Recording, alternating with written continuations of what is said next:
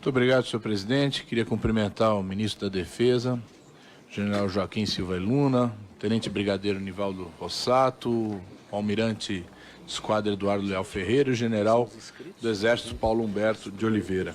Cumprimentar todos os deputados e deputados aqui presentes e agradecer, senhor ministro, a sua presença aqui hoje, né, num momento muito importante, com várias questões críticas relativas aí à área da defesa nacional. Nosso presidente Nilson Pinto já colocou algumas delas e eu queria, de certa forma, voltar a algum assunto, principalmente em dois pontos. A questão da intervenção no Rio de Janeiro. Evidentemente, nós sabemos, não é uma intervenção militar, é uma intervenção na área da defesa do governo federal, na área da segurança, melhor dizendo, e com uma participação relevante das Forças Armadas, principalmente através de uma ação de garantia da lei e da ordem, né? O que nós gostaríamos de saber, na sua opinião, senhor ministro, é em relação aos resultados efetivos na área da segurança pública. Porque eu não sou deputado do Rio de Janeiro, não vivo no Rio de Janeiro, talvez a gente não tenha as informações que outros tenham, mas as informações são que os índices, os indicadores de segurança não vêm melhorando, né? E que talvez fosse melhor que se os recursos que são usados na operação de GLO fossem usados mais diretamente, exatamente no reequipamento, na reorganização das próprias polícias cariocas, né?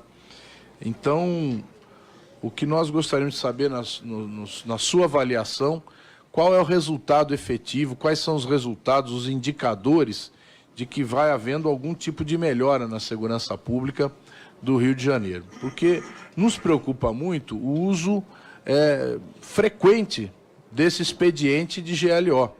Quer dizer, nós temos forças de segurança interna, nós temos polícias militares, nós temos a Polícia Civil, a própria Polícia Federal, e se apela quase sempre agora a operações de garantia da lei e da ordem. Nós não consideramos a melhor situação, achamos um equívoco, né? Vários generais, inclusive, do Exército, já relataram que muitas vezes se faz a operação, como foi a Operação da Maré, e que há uma redução, num primeiro momento, dos índices de criminalidade, a hora que o Exército sai, volta à situação anterior. Portanto, resolver o problema da segurança pública nos parece uma ação muito mais complexa do que simplesmente a presença militar, né? A presença militar inibe o crime, mas a presença militar não resolve o pano de fundo, a raiz da criminalidade em várias áreas do país. A criminalidade não está só no Rio de Janeiro, aliás, nem mesmo no momento do carnaval, quando foi convocada a intervenção no Rio, não havia ali um momento crítico. Houve sim, por parte de alguns órgãos de imprensa, a tentativa de criar uma sensação de insegurança. Eu me lembro de um assalto num supermercado que era apresentado como um saque, que foi repetido N vezes, o mesmo filme. Ou seja, uma manipulação da opinião pública feita por emissoras de televisão, certo? Com o objetivo. Segundo ponto, senhor ministro, é em relação à questão da venda da Embraer para a Boeing americana, né? Os jornais dessa última semana, especialmente o jornal Valor Econômico, já apresenta que o entendimento entre as duas empresas foi alcançado, que existe uma solução comercial de venda da Embraer, né? A qual haveria, por esses jornais, uma separação da área de defesa da área da aviação civil, da construção de jatos comerciais. Pois bem, a nossa preocupação, senhor ministro, é que essa questão, né, a Embraer é uma empresa que é uma empresa estratégica de defesa. É uma empresa que foi fundada principalmente pela aeronáutica, certo? Pela Força Aérea Brasileira, com uma participação expressiva, né, da Força Aérea, desde lá do Brigadeiro Montenegro até o momento da privatização, uma participação direta, e depois continua essa participação de forma indireta. O projeto do KC-390 teve uma participação decisiva da engenharia da Força Aérea na elaboração do projeto aeronáutico. Então, o que nos preocupa? Que, havendo essa separação, todo o setor de engenharia civil vai, aparentemente, separar da engenharia do setor militar, né?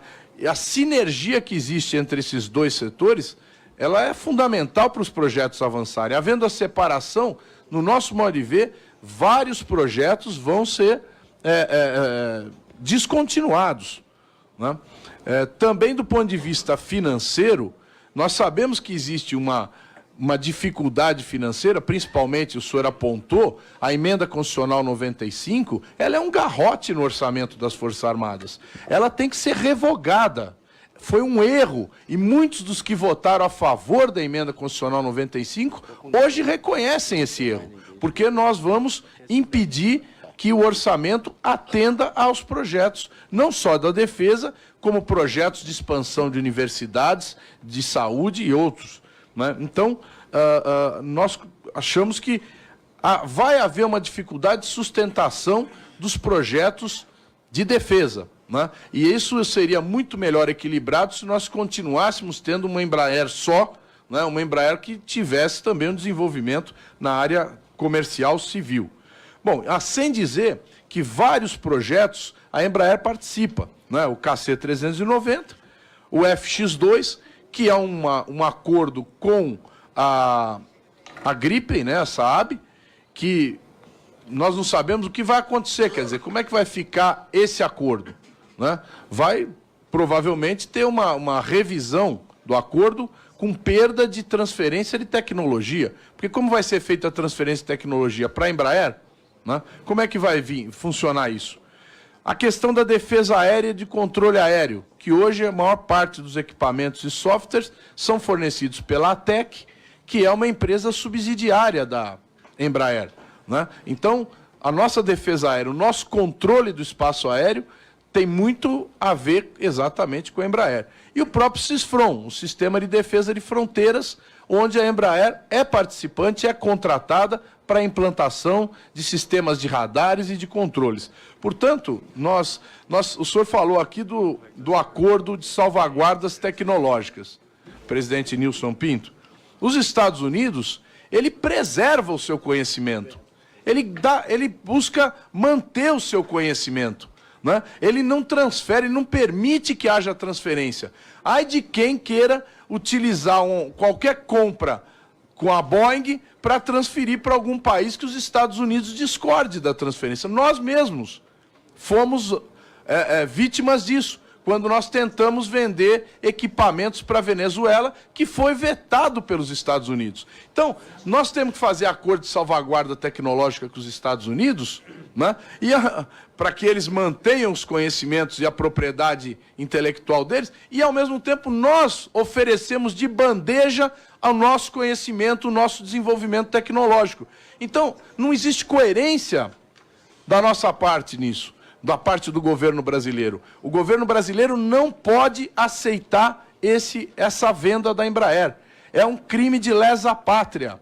Nós estamos entregando um desenvolvimento aeronáutico feito por engenheiros brasileiros, pela Força Aérea, pelo conhecimento do nosso país. Vamos perder essa empresa.